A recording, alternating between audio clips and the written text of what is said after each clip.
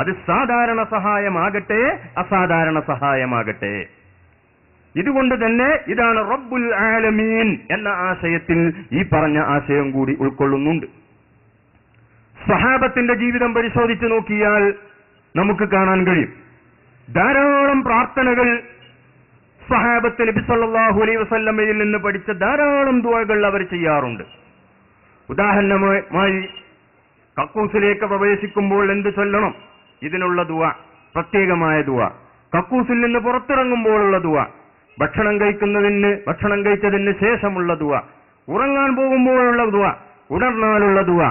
ഇങ്ങനെ ഒരാളുടെ നിത്യജീവിതത്തിൽ വരുന്ന ധാരാളം ദുആകൾ നബിയിൽ നിന്ന് പഠിക്കുകയും സ്വഹാബത്ത് അത് പ്രാവർത്തികമാക്കുകയും സ്വഹാബത്തിനെ തുടർന്ന് താബിഈങ്ങളും അത് പ്രാവർത്തികമാക്കിയിട്ടുണ്ട്.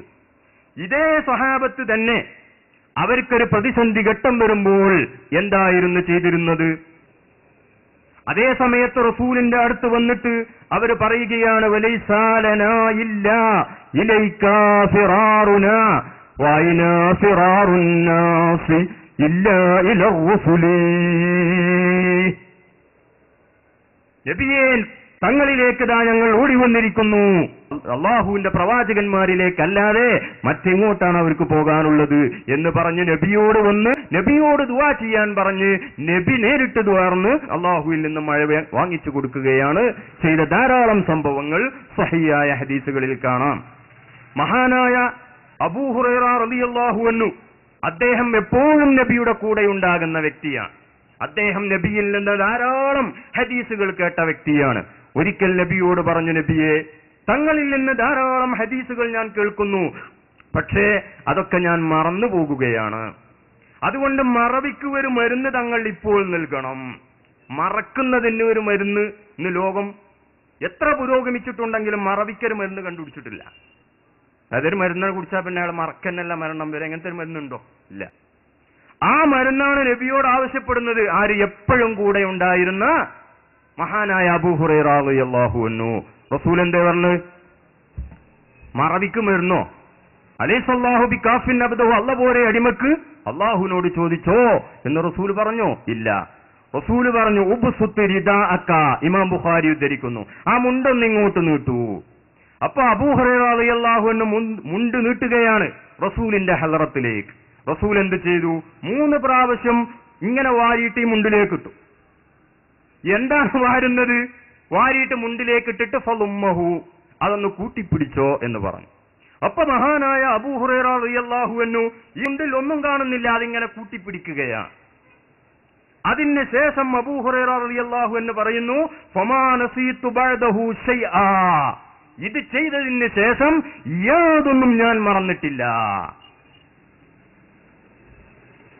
മറ്റൊരു സഹാബി കുതിരപ്പുറത്തിൽ നിന്ന് വീഴുന്ന പ്രശ്നം, യാത്ര, എപ്പോഴും യാത്ര, അന്ന് പ്രത്യേകിച്ചും യുദ്ധമായതുകൊണ്ട് എപ്പോഴും യാത്ര ചെയ്യേണ്ടി വരും. ഞാൻ കുതിരപ്പുറത്തിൽ നിന്ന് വീഴുകയാണ് നബിയേ എന്ന് റസൂലിനോട് ആവലാതി പറഞ്ഞപ്പോൾ റസൂൽ അദ്ദേഹത്തിനെ ഒന്ന് കൊട്ടി അദ്ദേഹത്തിന് വേണ്ടി ദുആ ചെയ്യുകയാണ്. ഈ വ്യക്തി പിന്നെ കുതിരപ്പുറത്തിൽ നിന്ന് വീണിട്ടില്ല.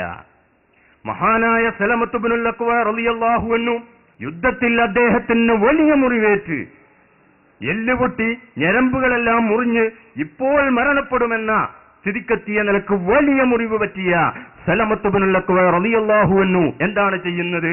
ഇലാ ഹളറത്തി റസൂലില്ലാഹി സല്ലല്ലാഹു അലൈഹി വസല്ലം, നബിയുടെ ഹളറത്തിലേക്ക് വന്നിട്ട് പറയുകയാണ്. ഈ മുറിയെക്കുറിച്ച് നബിയോട് ആവലാതി പറയുന്നു. റസൂൽ എന്താ ചെയ്ത്? ഹോസ്പിറ്റലിൽ പോയെന്ന് പറഞ്ഞോ? ഇല്ല. 3 പ്രാവശ്യം അവിടെ ഊതിയിട്ട് ആ മുറി സുഖപ്പെടുത്തുകയാണ്. ഞാൻ പറഞ്ഞു വരുന്നത്, നിസ്കാരത്തിന് ശേഷമാകട്ടെ മറ്റു സ്ഥലങ്ങളിലാകട്ടെ ഒക്കെ നബിയിൽ നിന്ന് പഠിച്ച ദിക്റുകൾ ചൊല്ലുന്ന ഈ സ്വഹാബത്ത് പ്രത്യേക പ്രതിസന്ധി ഘട്ടങ്ങൾ വരുമ്പോൾ അവിടെ ദിക്ർ ചൊല്ലിയിട്ട് അള്ളാഹുവിനോട് പറയുകയല്ല ചെയ്യുന്നത്, നബിയുടെ ഹളറത്തിലേക്ക് ചെന്ന് നബിയോടാണ് പറയുന്നത്. എന്തുകൊണ്ട്? അള്ളാഹു സൃഷ്ടികൾക്ക് ചെയ്യുന്ന സഹായങ്ങൾ മറ്റു മുഖേനയാണ് നൽകുന്നത്. സാധാരണ സഹായങ്ങൾ സാധാരണ മനുഷ്യർ മുഖേനയും അസാധാരണ സഹായങ്ങൾ അസാധാരണ മനുഷ്യർ മുഖേനയും നൽകുക എന്നതാണ് അള്ളാഹുവിന്റെ പദ്ധതി.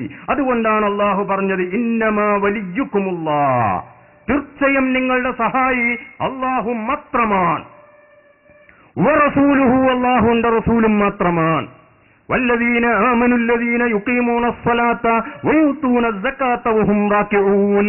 വിശ്വസിക്കുകയും സൽക്കർമ്മങ്ങൾ പ്രവർത്തിക്കുകയും ധാരാളം സുന്നത്ത് നിസ്കരിക്കുകയും ചെയ്യുന്ന സത്യവിശ്വാസികളും മാത്രമാണ് നിങ്ങളുടെ സഹായികൾ.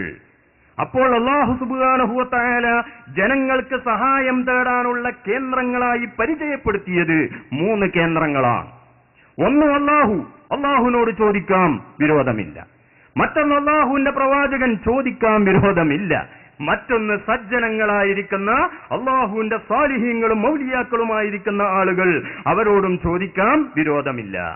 മഹാനായ ഇമാം ഫഖ്റുദ്ദീൻ റാസി റഹ്മഹുല്ലാഹ് അദ്ദേഹത്തിന്റെ തഫ്സീറിൽ പറഞ്ഞത് കാണാം, ഒരു വലിയിൽ നിന്ന് പ്രതീക്ഷിക്കപ്പെടുന്ന ഗുണങ്ങൾ 2ആണ്. ഒന്ന് ഉപകാരങ്ങളൊക്കെ വലിച്ചുകൂട്ടുക, മറ്റൊന്ന് ഉപദ്രവങ്ങളൊക്കെ തട്ടിക്കളയുക. ഇനി സഹാബത്തിന്റെ ജീവിതമെടുത്ത് ഞാൻ ഉദാഹരണത്തിന് വേണ്ടി പറഞ്ഞതാണ്. ഇനി റസൂലിന്റെ മരണശേഷം പരിശോധിച്ചു നോക്കിയാലോ, മഴയില്ലാത്ത സമയത്ത് ഒരാൾ റസൂലിന്റെ ഖബറിങ്ങൾക്ക് എന്നിട്ട് പറയുകയാണ്, യാ റസൂലല്ലാഹ് ഇസ്തസ്ഖിലി ഉമ്മത്തിക ഫഇന്നഹും ഖദ് ഹലകൂ. ഇത് വഫാത്തിന് ശേഷം. ഞാൻ നേരത്തെ പറഞ്ഞതൊക്കെ ജീവിതകാലത്താണ്. വഫാത്തിന് ശേഷം ഖബറിങ്ങൾ ചെന്നിട്ട് മഴയില്ലാത്ത സമയത്ത്, ജീവിതകാലത്ത് മഴയില്ലാത്തപ്പോൾ റസൂലിന്റെ അടുത്തേക്കാണല്ലോ പോയത്. മരണശേഷം അതാ റസൂലിന്റെ ഖബറിങ്ങൾ വന്നിട്ട് ഇസ്തസ്ഖിലി ഉമ്മത്തിക ഫഇന്നഹും ഖദ് ഹലകൂ യാ റസൂലല്ലാഹ്, പ്രവാചകരെ തങ്ങളുടെ ഉമ്മത്തിന് വേണ്ടി ഒന്ന് അല്ലാഹുവിനോട് മഴ ചോദിച്ചു വാങ്ങിത്തരണം. കാരണം ഫഇന്നഹും ഖദ് ഹലകൂ, അവരൊക്കെ മഴയില്ലാതെ ബുദ്ധിമുട്ടി നശിക്കാനടുത്തായിരിക്കുന്നു, നശിച്ചിരിക്കുന്നു, അതുകൊണ്ട് മഴ വേണം എന്ന് പറഞ്ഞ് റസൂലിന്റെ ഖബറിങ്ങിൽ പോയി റസൂലിനോട് മഴ ആവശ്യപ്പെടുകയാണ്. സ്വഹീഹായ ഹദീസിൽ വന്നിട്ടുണ്ട്. ഇത്രയും സംഭവങ്ങൾ ഉണ്ടായിരിക്കെ ഇതിൽ നിന്ന് നാം മനസ്സിലാക്കേണ്ടത് എന്താണ്? ഈ സഹായങ്ങളൊക്കെ നൽകുന്ന അല്ലാഹു തന്നെയാണ്. ഒരു പിതാവ് തന്റെ മകനോട് പറയുകയാണ്, എന്താ പറയുന്നത്? ഈ മകൻ പുറത്തുള്ള ആരെത്തുന്നോ പൈസ കടം വാങ്ങി.